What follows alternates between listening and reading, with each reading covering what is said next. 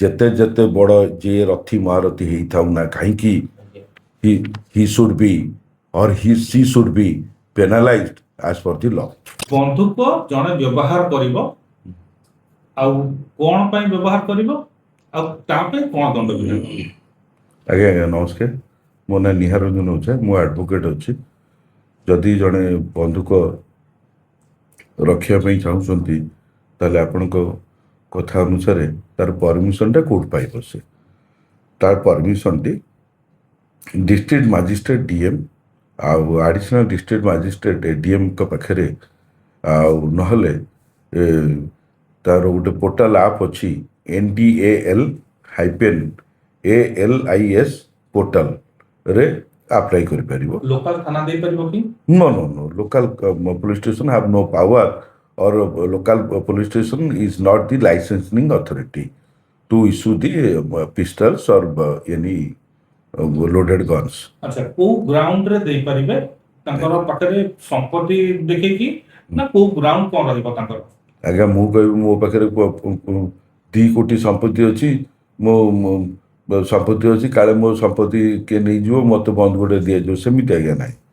ସେ ଯେତେବେଳେ ଫର୍ମ ଏ ଗୋଟେ ଅଛି along with proof of address and identity, ସେଥିରେ ତାଙ୍କର ଆଧାର କାର୍ଡ଼ ହଉ, ପାନ୍ କାର୍ଡ଼ ହଉ, ତାଙ୍କର କେଉଁଠି ରହୁଛନ୍ତି, ଆଉ ସେ ଫର୍ମ ଏରେ ରିକ୍ୱାରମେଣ୍ଟ ଅଫ୍ ପିଷ୍ଟଲ ତା ଉପରେ ସବୁ କ୍ରାଇଟେରିଆ ଅଛି, ସେଥିରେ ସେ ଫିଲ୍ଅପ୍ କରିବେ। ଗୋଟେ ମିନିମମ୍ କ୍ରାଇଟେରିଆରେ କଣ, ମାନେ କୋଉ ଆଧାରରେ ତାଙ୍କୁ ଦିଆହବ ବନ୍ଧୁକ? କ୍ରାଇଟେରିଆ ସେଇଟା ସେ ଯେଉଁ ଫର୍ମରେ ଥିବ। ତାଙ୍କର ପରମିଶନ ବନ୍ଧୁକ ପାଇଁ ଏତେ କ'ଣ ଜରୁରୀ ଦରକାର ହେଲା ଯେ ସେ ବନ୍ଧୁକ ତାଙ୍କର ଦରକାର ହେଉଛି, ବା ତାଙ୍କର କିଛି ସେ ଟଙ୍କା ନେଣ କିଛି ତାଙ୍କର ଅଫିସିଆଲି ପ୍ରାଇଭେଟଲି ବିଜନେସ୍ ହଉ, ଯେଉଁ ଟଙ୍କା ଦେଣନେଣ କରୁଛନ୍ତି ବା ଧରିକିରି ହାର୍ଡ଼ କ୍ୟାସ୍ ଧରିକି ଯାଉଛନ୍ତି। ଆଜିକାଲି ତ ହାର୍ଡ଼ କ୍ୟାସ୍ ତ ଆଉ ଦରକାର ନାହିଁ, ଅନଲାଇନ୍ ସବୁ ପେମେଣ୍ଟ ହେଉଛି।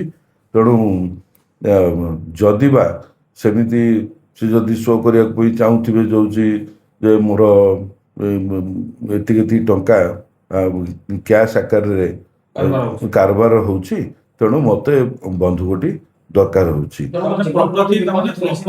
ପ୍ରପର୍ଟି ଦେଖେଇକି ଜଣେ ବନ୍ଧୁକ ଲାଇସେନ୍ସ ନେଇପାରିବ? ନାଇଁ, ପ୍ରପର୍ଟି ଦେଖେଇକିରି ନେଇପାରିବ ବୋଲି ସେମିତି କିଛି ତ ଆଇନ ପରିଧି ଭିତରେ ନାହିଁ ଆଜ୍ଞା। ଜଣଙ୍କର ଯଦି ଜୀବନ ପ୍ରତି ବିପଦ ଥିବ ସେମାନେ ଆପ୍ଲାଏ କରିକି ନେଇପାରିବେ? ଜୀବନ ପ୍ରତି ଯଦି ବିପଦ ଥିବ ତାହେଲେ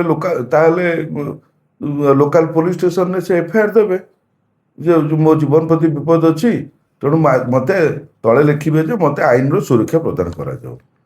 କିନ୍ତୁ ବନ୍ଧୁକ ପାଇଁ ଲାଇସେନ୍ସ ଦିଆଯାଉ ବୋଲି ସେମିତି ଦେଇପାରିବେ କି? କିଏ?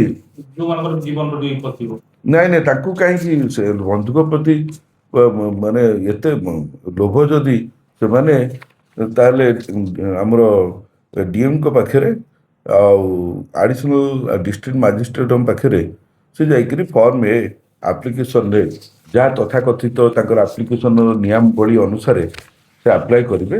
ସେ ଅନୁସାରେ ଯାହା ସେଇ ଅନୁସାରେ କ୍ରାଇଟେରିଆ ଥିବ, ସେଇ ଅନୁସାରେ ସେ ଦାଖଲ କରିବେ ଫର୍ମରେ ଲେଖିକିରି। ତାପରେ ସେଇଟା ସେ ଭେରିଫିକେସନ୍ ପାଇଁ ଯିବ ଲୋକାଲ ଥାନାକୁ। ଲୋକାଲ ଥାନା ଗଲା ପରେ ତାଙ୍କ ନାଁରେ ପ୍ରିଭିୟସ୍ ତାଙ୍କ ନାଁରେ କିଛି କ୍ରିମିନାଲ କେସ୍ ଅଛି କି ନାହିଁ, ତାଙ୍କର କ୍ରିମିନାଲ ବ୍ୟାକଗ୍ରାଉଣ୍ଡ କ'ଣ ଅଛି, ଏବଂ ପୋଲିସ ଯିବେ ଭେରିଫିକେସନ୍ କରିବା ପାଇଁ ଲୋକାଲ ପୋଲିସ ତାଙ୍କ ଘରକୁ, ତାଙ୍କ ଘରେ କିଏ କିଏ ମେମ୍ବର ରହୁଛନ୍ତି ଏବଂ କାହିଁକି ଏ ବନ୍ଧୁକଟି ତାଙ୍କର ଜରୁରୀ ଅଛି, ତାଙ୍କର ସେ କେଉଁଠି କେଉଁ ଅଫିସରେ କାମ କରୁଛନ୍ତି, ଏବଂ ସେ ଅଫିସ ଭିତରେ ବି ପୋଲିସ ଯିବେ, ଲୋକାଲ ପୋଲିସ ଯାଇକି ଭେରିଫାଏ କରିବେ। ଭେରିଫାଏ କଲା ପରେ ତାପରେ ଫର୍ମ ଏର ଯାହା କ୍ରାଇଟେରିଆ ଥିବ ସେ ଅନୁସାରେ ପୋଲିସ ତାଙ୍କର ଲୋକାଲ ପୋଲିସ ରିପୋର୍ଟ ଦାଖଲ କରିବେ। ମଝିରେ ଅନେକ ପିଲା ଗୋଟେ ବନ୍ଧୁକ ଧରିକି ରିଲ୍ସ ବନେଇବା ପାଇଁ ବାହାରେ ବୁଲିଲେ, ତେଣୁକରି ସେମାନଙ୍କ ଉପରେ ଆକ୍ଟ ଲାଗିଗଲା ଆଉ ସେମାନଙ୍କୁ ଆରେଷ୍ଟ ମଧ୍ୟ କରାଗଲା। ତ ଏମିତି ଯଦି ଶୋବାଜି କିଏ କରୁଛନ୍ତି ବାହାରେ ଓପନ ସ୍ପେସରେ, ତାହେଲେ ସେମାନଙ୍କୁ କୋଉଭଳି ଭାବରେ ଦଣ୍ଡବ୍ୟବସ୍ଥା ଦିଆଯାଇପାରେ? ଆଉ ବର୍ତ୍ତମାନର ଦଣ୍ଡବ୍ୟବସ୍ଥା କିଛି ପରିବର୍ତ୍ତନ ହେଇଛି କି? ଆଜ୍ଞା ସେଥିରେ ବହୁତ କିଛି ଆଗ ଅପେକ୍ଷା ଆଉ ସେକାଳ ପଖାଳ ଆଜ୍ଞା ନାହିଁ। ଏବେ ଆଇନର ବହୁତ ପରିବର୍ତ୍ତନ ଆସିଯାଇଛି ଏବଂ ଏଥିରେ ଅନଲାଇସେନ୍ସ ପଜେସନ୍, ଯେଉଁଟା ଆପଣ ପଚାରିଲେ, ସେଥିରେ generally under section 25(1)(b) a unauthorised possession of a firearms, ମାନେ ଯଦି ଜଣେ ଅନଅଥରାଇଜଲି ଯଦି ଜଣେ ଫାୟାର ଆର୍ମସ୍ ରଖିଲା ତାହେଲେ ତାକୁ ପନିଶମେଣ୍ଟ ରହିବ 1 year ଆଉ ଏକ୍ସଟେଣ୍ଡେଡ୍ ଟୁ 3 ବର୍ଷ ପର୍ଯ୍ୟନ୍ତ କାରାଦଣ୍ଡର ବ୍ୟବସ୍ଥା ଅଛି। ଲାଇସେନ୍ସ କ୍ୟାନ୍ସଲ ବି ହେଇପାରିବ। ଲାଇସେନ୍ସ ତ ତା ପାଖରେ ତ ଲାଇସେନ୍ସ ନଥିବ ନା, ସେ ଅନଲାଇସେନ୍ସରେ ହିଁ ବନ୍ଧୁକ ସେ ମାନେ ସାର୍ ଅନଲାଇନ ଯାହା ପାଖରେ ଲାଇସେନ୍ସ ନଥିବ ସେମାନେ ଏମିତି ତ ଇଲିଗାଲି କାମ କରୁଛନ୍ତି, ସେମାନେ ତ ଆରେଷ୍ଟ ହେବେ। ଆଜ୍ଞା। ଯାହା ପାଖରେ ଲାଇସେନ୍ସ ଥିବ ହୁଁ। ସେମାନଙ୍କ ପାଖରେ କେମିତି ସେମାନେ ତାଙ୍କର ଯୋଉ ଆର୍ମସ୍ ରଖିଥିବେ ପାଖରେ ତାର ବ୍ୟବହାର କେମିତି ସର୍ବସାଧାରଣ ଜାଗାରେ ସେଟାକୁ ଦେଖେଇ ପାରିବେ କି? नो ସେଇଟା ଟିକେ କୁହନ୍ତୁ। ନାଇଁ ସର୍ବସାଧାରଣ ଯଦି ତାଙ୍କୁ ସେ ଯଦି ଲାଇସେନ୍ସିଂ ଅଥରିଟି ହେଇଥାନ୍ତି ବନ୍ଧୁକର ବା ଫାୟାର ଆର୍ମସର, ସେମାନେ ଯେତେବେଳେ ବନ୍ଧୁକଟି ନେବେ ସାର୍ଟର କଭର ଭିତରେ ଘୋଡ଼େଇକିରି ନେବେ, ଆଉ ସେଇଟା ପବ୍ଲିକରେ ଶୋ କରିପାରିବେ ନାହିଁ। ସେ ଯଦି ଯାଉଛନ୍ତି କୌଣସି ଜାଗାକୁ ମିଟିଂକୁ ଯାଉଛନ୍ତି କିମ୍ବା କ୍ଲବକୁ ଯାଉଛନ୍ତି ସେ ଜାଗାରେ ଟେବୁଲ ଉପରେ ରଖିପାରିବେ କି? नो नो नो ଟେବୁଲ ଉପରେ ରଖିପାରିବେ ନାହିଁ, ପବ୍ଲିକକୁ ଦେଖେଇ ପାରିବେ? ପବ୍ଲିକକୁ ଦେଖେଇ ପାରିବେ ନାହିଁ। ସେଇଟା ତାଙ୍କର ଯୋଉଠି ବସୁଥିବେ, ମାନେ ପବ୍ଲିକରେ ଦେଖିବା ଅର୍ଥ you are showing your daringness before the public, ମାନେ ତମର ମାନେ ଡରେଇବାର ଗୋଟେ ପବ୍ଲିକକୁ, ସେଟା ଗୋଟେ ବନ୍ଧୁକଟା ମୁଁ ଲାଇସେନ୍ସ ପାଇଛି, ମୁଁ ଟେବୁଲ ଉପରେ ଥୋଇଛି, ମୋତେ ଯିଏ ତେଣୁ ମୋ ସାଥିରେ କଥା ହେବା ପୂର୍ବରୁ ଭାବି ଚିନ୍ତିକିରି କଥାବାର୍ତ୍ତା ହୁଅ। ଏଇଟା ହେଉଛି ଗୋଟେ ଡରା ଧମକାରେ କଥା ଆସିଯାଉଛି ଏଇଟା। ତେଣୁ ସେ ବନ୍ଧୁକଟିକୁ ସେ ଲୁଚେଇକିରି ତାଙ୍କର ଡ୍ରରେ ରଖିବେ, ଯେମିତି ସାଧାରଣ ବ୍ୟକ୍ତି ହିସାବରେ କଥାହେବା କଥା ହେବେ। ସିଏ ଯୋଉ ଲାଇସେନ୍ସ ହୋଲ୍ଡର ଯିଏ ଥିବେ ସେ ଘରେ ରଖିଲା ବେଳକୁ ବି ତାର କିଛି ରୁଲ ଅଛି କି ଲୁଚେଇକି ରଖିବେ, ଛୁଆଙ୍କ ପାଖରୁ ଦୂରରେ ରଖିବେ, ଏମିତିଆ କିଛି ଅଛି? ଆଜ୍ଞା ଆଜ୍ଞା, ସେ ମାନେ ଛୋଟ ପିଲାମାନେ କ'ଣ ସେମାନେ ତ ସେଇଟା ଭାବନ୍ତି ଖେଳନା ବୋଲି, ଖେଳନା ଯଦି ଲୋଡେଡ୍ ଥିବ ସେ ଯଦି ଫୁଟେଇ ଦେଲେ ତାହେଲେ ମାନେ ଧଡ଼ାଧଡ଼ ଏକା ବେଳକେ ବ୍ଲାଙ୍କ ଫାୟାରିଂ ହବ। ବ୍ଲାଙ୍କ ଫାୟାରିଂ ହେଲା ମାନେ କାହା ଦେହରେ କୋଉଠି ବାଜିବ କିଛି ଠିକଣା ନଥିବ। ଆଉ ସେମାନେ ସାର୍ ଯଦି ଜଣେ ଲାଇସେନ୍ସ ହୋଲ୍ଡର ସିଏ ଯେତେବେଳେ ବନ୍ଧୁକଟି ପାଖରେ ରଖୁଥିବ କି ପିସ୍ତଲଟି ପାଖରେ ରଖୁଥିବ କି ମାଉଜଟି ପାଖରେ ରଖୁଥିବ, ସେ ଗୁଳି ତାର ସେ ହିସାବରେ ନେଇକି ଆସିଥିବେ। ଆଜ୍ଞା। ବର୍ଷକୁ କିମ୍ବା ମାସକୁ ତାଙ୍କୁ କିଛିଟା ତାକୁ ଦେବା ପାଇଁ ପଡେ କି ମାନେ ରିଟର୍ନ ଦେବା ପାଇଁ ପଡେ କି ମୋ ପାଖରେ ଗୁଳି ଏତିକିଟା ଆଣିଛି, ମୁଁ ଏତିକିଟା ବ୍ୟବହାର କରିଛି, ଏତିକିଟା କଣ ଦେବା ପାଇଁ ପଡେ କି? ଆଜ୍ଞା ଆଜ୍ଞା, ଏଇଟା ବଢ଼ିଆ କଥା ପଚାରିଲେ। ଯଦି 5ଟି ଗୁଳି ତାଙ୍କୁ ଇସ୍ୟୁ ହେଇଥିବ, 5ଟି ଗୁଳିରୁ ଯଦି ଗୋଟିଏ ଗୁଳି ୟୁଜ୍ କରିଲେ ସେଇଟା କାହିଁକି ୟୁଜ୍ କଲେ, କ'ଣ ପାଇଁ ୟୁଜ୍ କଲେ, ସେଇଟା ସଫିସିଏଣ୍ଟ ତାଙ୍କର କଜ୍ ଇଏଟା ଦେଖେଇବାକୁ ପଡ଼ିବ।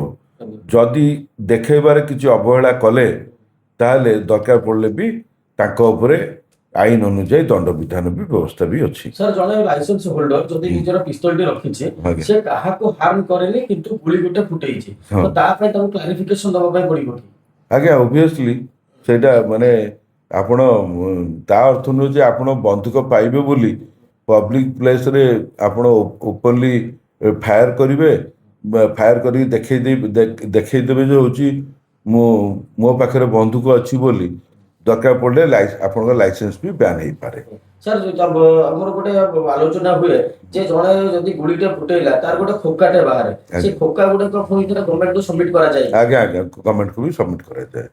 ସାର୍ ଯଦି ଜଣେ ଲାଇସେନ୍ସ ହୋଲ୍ଡର ନିଜ ପିସ୍ତଲଟି ରଖିଛି ଆଉ ସେ ପିସ୍ତଲଟି ତା ସାଙ୍ଗ ନେଇକିରି ସେଟାକୁ ସେ ଫାୟାରିଂ କରୁଛି, ତେବେ ୟା ଦେହରେ ଯୋଉ ଲାଇସେନ୍ସ ହୋଲ୍ଡର ସିଏ ଗିଲ୍ଟି ହବ ନା 2 ଜଣ ଯାକ ଗିଲ୍ଟି ହେବେ?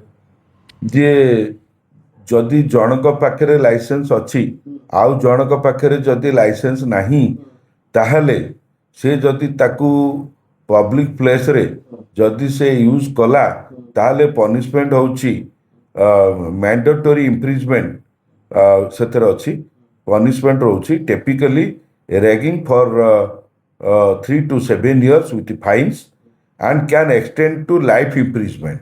କାହା ପାଇଁ ଏଟା? ଯିଏ ଯାହା ନାଁରେ ଲାଇସେନ୍ସ ଅଛି ତା ପାଇଁ ନା ଯିଏ ଫୁଟେଇଛି ତା ପାଇଁ?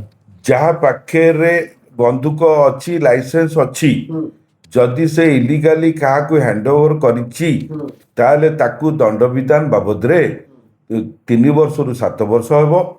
ଏବଂ ଯଦି ଯାହାର ଲାଇସେନ୍ସ ନାହିଁ, ଯଦି ସେ ଅନଅଥରାଇଜଲି ଯଦି ଯାହା ପାଖରେ ଲାଇସେନ୍ସ ଅଛି ତାଙ୍କଠୁ ବନ୍ଧୁକ ଆଣିକି ୟୁଜ୍ କଲା, ତାହେଲେ ତାଙ୍କ ପ୍ରତି ଲାଇଫ୍ ଇମ୍ପ୍ରିଜମେଣ୍ଟର ବି ବ୍ୟବସ୍ଥା ଅଛି। ସାର୍ ଯଦି ଲାଇସେନ୍ସ ହୋଲ୍ଡର ସେ ନିଜ ପିସ୍ତଲଟିକୁ ସିଏ ଇଲେକ୍ସନ ସମୟରେ ଯେମିତି ସରେଣ୍ଡର କରିବା ପାଇଁ ପଡେ ଆଜ୍ଞା। ସେମିତି ଆଉ କୋଉ ସମୟରେ ସରେଣ୍ଡର କରିବା ପାଇଁ ପଡେ ନା କେବଳ ସେଇ ଇଲେକ୍ସନ ସମୟରେ? ଯେତେବେଳେ ଗଭର୍ଣ୍ଣମେଣ୍ଟର ଡାଇରେକ୍ସନ ଆସିବ, ଏମର୍ଜେନ୍ସି ସିଚୁଏସନ୍ ହେଲା ବା କୌଣସି ସିଚୁଏସନ୍ ଯଦି ଷ୍ଟେଟ୍ ଗଭର୍ଣ୍ଣମେଣ୍ଟରେ କିଛି ଆସିଲା, ଇନଷ୍ଟ୍ରକ୍ସନ୍ ଆସିଲା, ଇମିଡ଼ିଏଟଲି ନୋଟିଫିକେସନ୍ ତାଙ୍କ ପାଖକୁ ଆସିବ। ବା ଆଜିକାଲି ତ ଆଉ ନୋଟିସ୍ ତ ଘରକୁ ଆସୁନି, ନୋଟିସ୍ ଆସିଲା ବେଳକୁ ଘରକୁ ଡେରି ହେଉଛି, ହ୍ୱାଟ୍ସଆପ୍ରେ ଇମିଡ଼ିଏଟଲି ମେସେଜ୍ ଆସିଯାଉଛି। ତେଣୁ immediately within 1 hour or 2 hour ଭିତରେ ତୁମ ଲୋକାଲ୍ ପୋଲିସ୍ ଷ୍ଟେସନ୍ ନେଇକିରି ତମେ ଯଦି ଧରାଯାଉ ଯିଏ ଲାଇସେନ୍ସିଂ ଅଥରିଟି ଅଛନ୍ତି ସେ ଧରାଯାଉ ବାହାରେ ଅଛନ୍ତି, ବନ୍ଧୁକଟି ଘରେ ଅଛି, ତାହେଲେ କ'ଣ କରିବେ? ସେ ସମୟରେ କ'ଣ କରିବେ? ତେଣୁ ଇମିଡ଼ିଏଟଲି ଲୋକାଲ୍ ପୋଲିସ୍ ଷ୍ଟେସନକୁ କହିଦେବେ ଯେ ହେଉଛି ଆଜ୍ଞା ମୋର ବନ୍ଧୁକଟି ମୋର ଘରେ ଏଇ ଜାଗାରେ ଅଛି, ମୁଁ ମୋର ଘରକୁ ପରିବାରକୁ ଜଣେଇ ଦେଇଛି, ଆପଣ ଟିକେ କୋଅପରେଟ୍ କରନ୍ତୁ, ଆଉ ମୁଁ ମୋର ବନ୍ଧୁକ କାହାକୁ ପିଲାମାନଙ୍କୁ ଦେଇ ଆଣିକି ଥାନାରେ ଦେବା ପାଇଁ ଚାହୁଁନାହିଁ, ତେଣୁ ଆପଣ ଟିକେ ମୋର ଘରକୁ ଟିକେ ଯାଆନ୍ତୁ ଏବଂ ମୁଁ ପରିବାର ଲୋକଙ୍କୁ କହିଦେଇଛି ଏଇ ଜାଗାରେ ବନ୍ଧୁକ ଅଛି, ଆପଣ ନେଇ ଆସନ୍ତୁ। ସାର୍ ଯଦି ଗୋଟେ ଲାଇସେନ୍ସ ହୋଲ୍ଡର ନାଁରେ କିଛି ଆଲିଗେସନ ନାହିଁ କିମ୍ବା ସିଏ ଆରେଷ୍ଟ ହେଇନି କିମ୍ବା ତା ନାଁରେ କୌଣସି ମକଦ୍ଦମା ନାହିଁ, ସିଏ ତ ପିସ୍ତଲଟି ରଖିଛି, ପରବର୍ତ୍ତୀ ମୁହୂର୍ତ୍ତରେ ତାର ପାଖରେ ପିସ୍ତଲ ଥିବା ସମୟରେ ସିଏ ଗୋଟେ କେସରେ ଗିଲ୍ଟି କରାହଉଛି ତ ଏବଂ ସେ ଜେଲ ଯାଉଛି, ସେ ସମୟରେ ସେ ପିସ୍ତଲଟିକୁ ସରେଣ୍ଡର କରିବ ନା ତା ପାଖରେ ପିସ୍ତଲଟିକୁ ସରେଣ୍ଡର କରିଦେବ? ଯଦି ଜଣେ ଜେଲ ଯାଉଛି ହଁ, ସେ ପିସ୍ତଲଟିକୁ ସରେଣ୍ଡର କରିବ, ପିସ୍ତଲଟିକୁ ସରେଣ୍ଡର କରିବ। ଯଦି ନ କଲା ସେଇ ଅନୁସାରେ ଯାହା ଆଇନ ଅନୁଯାୟୀ ଯେଉଁ ଦଣ୍ଡବିଧାନ ଅଛି 3 to 7 years, ନହେଲେ ଯଦି ତାକୁ କୌଣସି କେସ୍ରେ କନଭିକ୍ସନ୍ ହେଲା ତାହେଲେ ଯଦି ଇଲିଗାଲି ୱିଦାଉଟ୍ ମାନେ କୌଣସି ଜିନିଷ ସପ୍ରେସନ୍ କରି ସେ ଯଦି କିଛି କଲା ତାହେଲେ ଏଥିରେ ଲାଇଫ୍ ଇମ୍ପ୍ରିଜମେଣ୍ଟର ବି ବ୍ୟବସ୍ଥା ଅଛି। ତାମାନେ ଜଣଙ୍କ ନାଁରେ କେସଟା ହେଲା ମାନେ ସେ ସରେଣ୍ଡର କରିବ? ଆଜ୍ଞା ଆଜ୍ଞା, ତା ନାଁରେ କ୍ରିମିନାଲ କେସ୍ ହେଲା ମାନେ ସେ ଯଦି ଜେଲକୁ ଯାଉଛି ତାହେଲେ ଲୋକାଲ ଥାନାକୁ, ସେଟା ତ ଆଜିକାଲି ତ CCTN ସବୁ ଚଢୁଛି ନା ଥାନାରେ, ତେଣୁ ସବୁ ଥାନା ବାଲା ସମସ୍ତଙ୍କ ପାଖକୁ ଖବର ଯାଉଛି। ତେଣୁ ଏଇ ଯେଉଁ ତାଙ୍କର କ୍ରିମିନାଲ ଆଣ୍ଟିସିଡେଣ୍ଟସ୍ ବା ତାଙ୍କ ନାଁରେ କିଛି ବନ୍ଧୁକ ଲାଇସେନ୍ସିଂ ଆଗରୁ କିଛି ଅଛି କି ସେଗୁଡ଼ିକ ବ୍ୟକ୍ତିଗତ ଭାବରେ ପୋଲିସ ସେଗୁଡ଼ାକ ସବୁ ତଦାରଖ କରୁଛନ୍ତି। ସାର୍ ଯଦି ଜଣଙ୍କ ନାଁରେ ଲାଇସେନ୍ସ ଅଛି ଏବଂ ତାଙ୍କର ମୃତ୍ୟୁ ପରେ ତାଙ୍କ ଘର ଲୋକଙ୍କୁ ସେ ଲାଇସେନ୍ସଟିକୁ ଟ୍ରାନ୍ସଫର ହେଇପାରେ କି? ଲାଇସେନ୍ସ ଶୁଣନ୍ତୁ, ଯୋଉଟା ଭଲ କଥାଟା ପଚାରିଲେ, ଯଦି ଜଣଙ୍କର ମୃତ୍ୟୁ ହେଇଯାଉଛି ତାହେଲେ ତାଙ୍କ ପାଇଁ କ'ଣ କରାଯିବ? Licensing for legal heirs in cases of death or disability, ଯଦି ଜଣଙ୍କର ଡେଥ୍ ହେଇଯାଉଛି ବା ଏଜ୍ ହେଲା ପରେ ତାଙ୍କର କିଛି ଡିଜାବିଲିଟି ବାହାରୁଛି ବା ଏଜ୍ 70+ ହେଇଯାଉଛି of the original licensee, the legal heir ମାନେ ସେ ଯାହାକୁ ଅଥରାଇଜେସନ୍ ଦେବେ can apply to the authority for a new licence. Legal ହେୟାର୍ସକୁ ଦେବେ ଅଥରିଟି, ସେ ଆପ୍ଲାଏ କରିବ, କିନ୍ତୁ ଆପ୍ଲାଏ କଲେ ଯେ ତାକୁ ମିଳିଯିବ ଯେ ସେମିତି କିଛି ମାନେ ନାହିଁ। ନ୍ୟୁ କ୍ରାଇଟେରିଆ ଭିତରେ ଏଇ ଯେଉଁ ଫର୍ମ A ର ଯାହା କ୍ରାଇଟେରିଆ ଅଛି ସେଇଥିରେ ଫଲୋଅପ୍ କରିବା ପାଇଁ ବାଧ୍ୟ। ସାର୍ ଯୋଉ ଲାଇସେନ୍ସ ଜଣେ ଆପ୍ଲାଏ କରେ ଏବଂ ତାକୁ ପିସ୍ତଲଟି ମିଳେ କିମ୍ବା ମାଉଜରଟି ମିଳେ, ତା ପାଇଁ କିଛି ପିରିୟଡ଼ ଅଛି କି? 5 ବର୍ଷ ପାଇଁ ଲାଇସେନ୍ସ ଦିଆଯାଏ କିମ୍ବା ଆମର ଯେମିତି ଗୋଟେ ଗାଡି କିଣିଲା ମାନେ ଆମକୁ କୁହାଯାଉଛି ଯେ 15 ବର୍ଷ ପରେ ତାକୁ ରିନ୍ୟୁଆଲ କରିବାକୁ ପଡିବ, ସେମିତିକା କିଛି ତାର କିଛି ଅଛି, ଡ୍ୟୁରେସନ ଅଛି କିଛି? ଆଜ୍ଞା, ସେଇ ଯେଉଁ ଫର୍ମ A ରେ ତାଙ୍କର ଡ୍ୟୁରେସନ୍ ଅଛି, ଆଉ ତାଙ୍କର କେତେ ଦିନ ପର୍ଯ୍ୟନ୍ତ ଲାଇସେନ୍ସ, ଯେମିତି ଆମର DL, ସପୋଜ ମୁଁ ଆଜି DL କଲି, ସେ ରହିବ 5 ବର୍ଷ କି 10 ବର୍ଷ ପର୍ଯ୍ୟନ୍ତ। ସେମିତି ଆପଣ DL ଯଦି କାଲି କଲେ ସେ ଅନୁସାରେ ଡେଟ୍ ଭାରି କରିବ, ତେଣୁ ସେଇ ଅନୁସାରେ ଡେଟ୍ ଭାରି କରିବ। ଆଉ ତାଙ୍କର 2 ବର୍ଷ କି 3 ବର୍ଷ କି 5 ବର୍ଷ ଯାହା ବି ପରମିସନ୍ ଦିଆଯାଇଥିବ, ଆଉ ସେଇ ଅନୁସାରେ ଭିତରେ ସେମାନେ ତାଙ୍କର ଲାଇସେନ୍ସ ଯେତେବେଳେ ସରିବା ପୂର୍ବରୁ ସରେଣ୍ଡର କରିବା ପାଇଁ ବାଧ୍ୟ। ସାର୍ ଆଉ ଗୋଟେ ପ୍ରଶ୍ନ ରହୁଛି ଯେ ଜଣେ କହିଲା ଯେ ମୋର ଏଇ କେସରେ ମୋର ଜୀବନ ପ୍ରତି ବିପଦ ଥିବାରୁ ମତେ ଗୋଟେ ପିସ୍ତଲଟେ ଦରକାର ଏବଂ ଗଭର୍ଣ୍ଣମେଣ୍ଟ କଣ କଲା ସେ ଜିନିଷଟାକୁ ବୁଝିକିରି ତାଙ୍କୁ ପିସ୍ତଲଟି ରଖିବା ପାଇଁ ଲାଇସେନ୍ସଟି ଦେଲା। ପରବର୍ତ୍ତୀ ମୁହୂର୍ତ୍ତରେ କଣ ହେଲା ସେଇ କେସଟିକି ସିଏ ୱିଡ୍ର କରିଦେଲେ କିମ୍ବା ସେଇ କେସଟା ତାଙ୍କର ସଲ୍ଭ ହେଇଗଲା। ସେମିତି କ୍ଷେତ୍ରରେ ଗଭର୍ଣ୍ଣମେଣ୍ଟ ତାଙ୍କ ପାଖରୁ ଲାଇସେନ୍ସଟା ପୁଣି ଥରେ ନେଇଯିବା କଥା ମାନେ ନେଇପାରିବ ନା ସେଇ କଣ୍ଟିନ୍ୟୁ ରହିବ ତାଙ୍କ ଲାଇସେନ୍ସ? ନାଇଁ ସେଟା କଣ୍ଟିନ୍ୟୁ ରହିବ କାହିଁକି ନା ସେଇଟା ଗୋଟେ ସର୍ଟନ୍ ପିରିୟଡ଼ ପାଇଁ ଯେହେତୁ ସେ ଲାଇସେନ୍ସିଂ ଅଥରିଟି ହେଇସାରିଛନ୍ତି ଯଦି ତାଙ୍କର ଯେଉଁ ଘଟଣା ପାଇଁ ଦିଆଯାଇଥିଲା ବନ୍ଧୁକ ସେଇ ବନ୍ଧୁକର ସେଇ ଯେଉଁ ବନ୍ଧୁକ ତ ତାଙ୍କ ପାଖରେ ସେ ଲାଇସେନ୍ସିଂ ଅଥରିଟି ଅଛନ୍ତି କିନ୍ତୁ ଯେଉଁ ଘଟଣାଟେ ଆପଣ କହିଲେ ହେଉଛି ତାଙ୍କର ଯଦି କିଛି ଆଗରୁ ତାଙ୍କ ନାଁରେ କିଛି ଧମକ ଚମକ ଆସିଛି ଏବଂ ତାଙ୍କୁ ସରକାର ତାଙ୍କୁ ସେଥିଲାଗି ତାଙ୍କୁ ଲାଇସେନ୍ସିଂ ଅଥରିଟି ହିସାବରେ ତାଙ୍କୁ ପରମିଶନ ଦିଆଯାଇଛି ତାହେଲେ ସେ ବନ୍ଧୁକଟି ରଖିଛନ୍ତି ଯଦି ସେ ଧମକ ଚମକ ଆଉ ନାହିଁ ତଥାପି ବି ତାଙ୍କ ଲାଇସେନ୍ସିଂ ଯେଉଁ ପରମିଶନ ଯେତିକି ଦିନ ପର୍ଯ୍ୟନ୍ତ ଥିବ ସେତିକି ଦିନ ପର୍ଯ୍ୟନ୍ତ ସେ ତାଙ୍କ ବନ୍ଧୁକକୁ ପାଖରେ ରଖିପାରିବେ। ସାର୍ ଶେଷ ପ୍ରଶ୍ନ, ଆଜ୍ଞା ଯୋଉ ଆପଣ କହିଲେ ଯେ ପନିଶମେଣ୍ଟ ମିଳିବ ବୋଲି ଆଜ୍ଞା ବିଭିନ୍ନ କେସରୁ, ଆଜ୍ଞା ସେ ପନିଶମେଣ୍ଟଟା ପ୍ରତ୍ୟେକ ନାଗରିକଙ୍କ ପାଇଁ ସମାନ ନା କୌଣସି ସପୋଜ ଗୋଟେ ଅଧିକାରୀ ହେଇଗଲେ ଯୋଉ ଗଭର୍ଣ୍ଣମେଣ୍ଟରେ ଚାକିରି କରୁଛନ୍ତି କିମ୍ବା ବଡ ବିଜନେସମ୍ୟାନ ହେଇଗଲେ ଗୋଟେ ସାଧାରଣ ଲୋକଟେ କିମ୍ବା ଯଦି ସେମାନେ ନେତା ହେଇଗଲେ ଏମାନଙ୍କ କ୍ଷେତ୍ରରେ ନାଇଁ punishment? Law is equal for all as per the constitution of our India. law is equal for all. ଯେତେ ଯେତେ ବଡ଼ ଯିଏ ରଥି ମହାରଥୀ ହେଇଥାଉ ନା କାହିଁକି he should be or she should be penalized as per the law. ଧନ୍ୟବାଦ।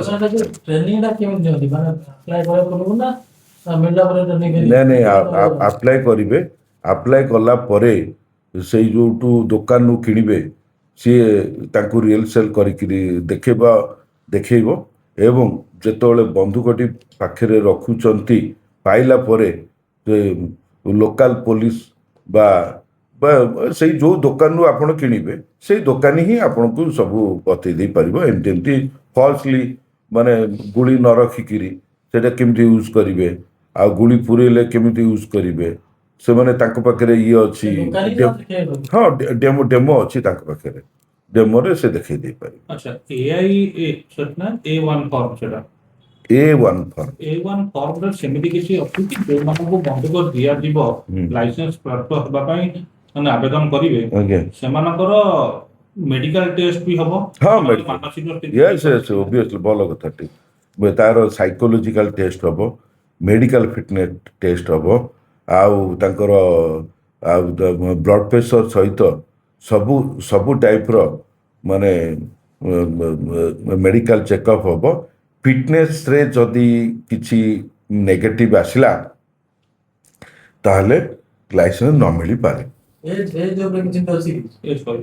କହିଲି ଆଜ୍ଞା ଲାଇସେନ୍ସରେ ଗୋଟେ ପତଳା ପିଲାଟେ ତାକୁ ଧକ୍କା ମାରିଲେ ସେ ଗଳି ପଡିବ ତାଙ୍କୁ ବି ଯଦି ତାର ଜୀବନ ପ୍ରତି ବିପଦ ଅଛି ତାକୁ ବି କଣ ମିଳିଯିବ ଲାଇସେନ୍ସ? ଯଦି ତାକୁ ଜୀବନ ପ୍ରତି ବିପଦ ଅଛି ସେ ଲୋକାଲ ଥାନାରେ ଯାଇକି ମାନେ ଏତଲା ଦବ ତା ଯଦି ଜୀବନ ପ୍ରତି ଯଦି ବିପଦ ଅଛି ଲୋକାଲ ଥାନାରେ FIR ଦବ ନା ଆଉ।